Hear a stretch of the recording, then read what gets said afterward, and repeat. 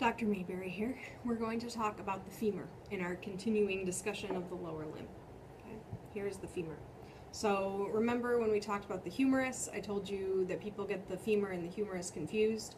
You shouldn't once you learn them because the femur is much more defined, especially in this proximal region, right? So the head of the humerus is really right against the shaft, but the head of the femur is very divergent from the shaft. So this is the head of the femur. Again, it's rounded. This is your hip joint. This is that ball and socket joint in your hip. So this is articulating, right in that acetabulum. Okay, not necessarily like this, but in the acetabulum. So this is our first landmark. This is the fovea capitis. So a fovea is a little more defined than a fossa, but it's another dip, and the caput. So dip in the head of the femur, and there is a little ligament that goes between the fovea capitis and the acetabulum, and it's supposed to help you keep from dislocating your femur, which on some people works a little bit better than others. So fovea capitis in the head. The neck of the femur just below the head, so you can see there's a lot more space where the neck of the femur is than there was where the neck of the humerus is. So though I guess I understand why people get them confused, you really should not have a problem differentiating between the two. This is also significantly larger. It would not fit in your arm, okay? So there we go. Moving distally, so this is proximal, so moving down, this is of course the shaft, but between the head and the bulk of the shaft, we have a lot going on. Okay? We have two trochanters.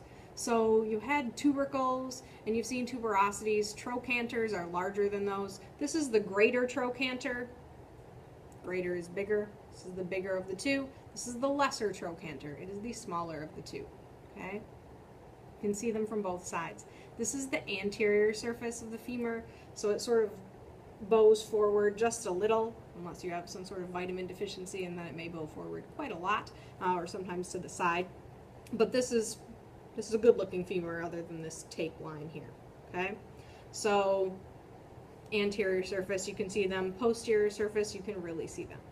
Okay, so on the anterior surface, you actually have a line that goes between the two trochanters. It's called the intertrochanteric line. On the posterior or back surface, you have a crest. It's called the intertrochanteric crest. So line is anterior because there is literally a line there. Crest is posterior because there is a crest there. Okay, so those are your initial landmarks. We're going to talk about these lines that extend on this posterior surface.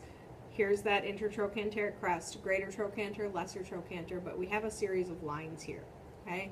And the easiest way to remember them is you follow your GPS, okay? So that's the order that they're in.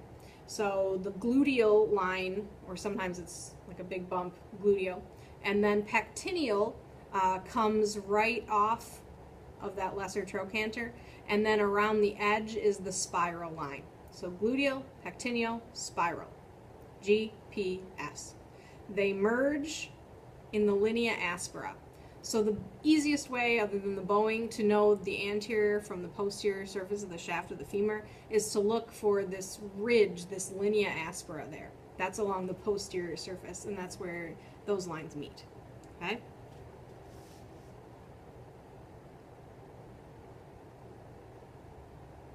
Okay. Nutrient foramen, of course, are always going to be the holes along the shafts where the blood vessels come in, bring nutrients. So I don't know if you can see that, but there's a nutrient foramen there. Okay.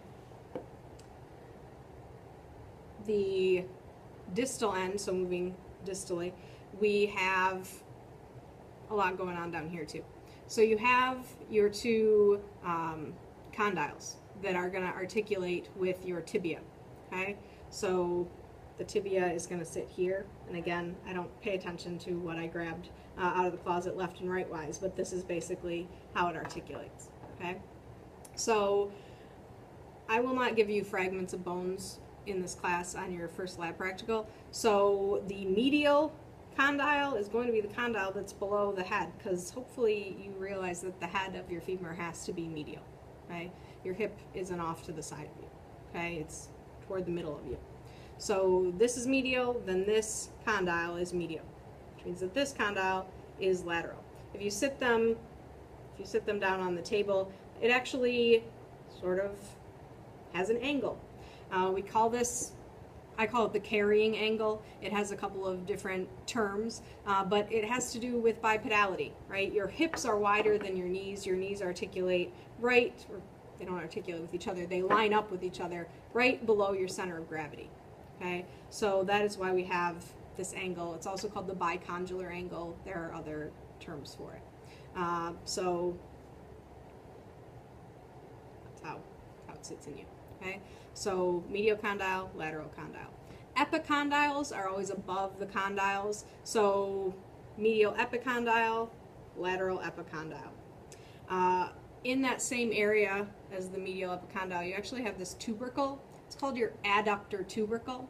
So when we talk about movements, abduction is moving away from.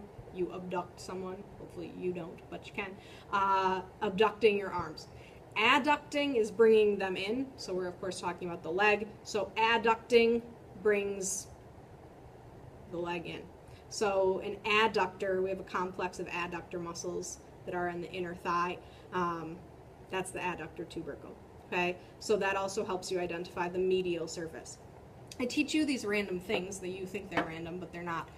Because forensically, it's really important. You're going to find bone fragments. You're not going to find these pristine skeletal people. So you need to be able to recognize, oh, that's an adductor tubercle. This is obviously part of the femur, and it's the medial femur, and then hopefully you can tell if it's right or left, and that helps you sort of put people back together. So it is actually really, really important that you know these little landmarks that you may be getting annoyed learning. Okay, so that's why we put you through this. So that's the adductor tubercle. Let's see. The only thing that it looks like I missed, two things. The popliteal surface. So you have a muscle, popliteus, that's basically the back of your knee. So this is the popliteal surface back here behind your knee. And this is the intercondylar fossa. It is the fossa between your condyles, intercondylar fossa. And then anteriorly, right, no linea aspera, must be the anterior surface. This is your patellar surface. Kneecap, patella, sits right in there. Okay, and we'll talk more about that when we get to the patella. So to side the humerus, you already know that this is the anterior surface. This with the linea aspera is the posterior surface. Head has to be medial. There should be only one way that you can fit it into your body if you follow those rules. So this is a right femur. Okay, so study, take notes, draw your pictures, label your pictures, and ask me any questions that you have in class.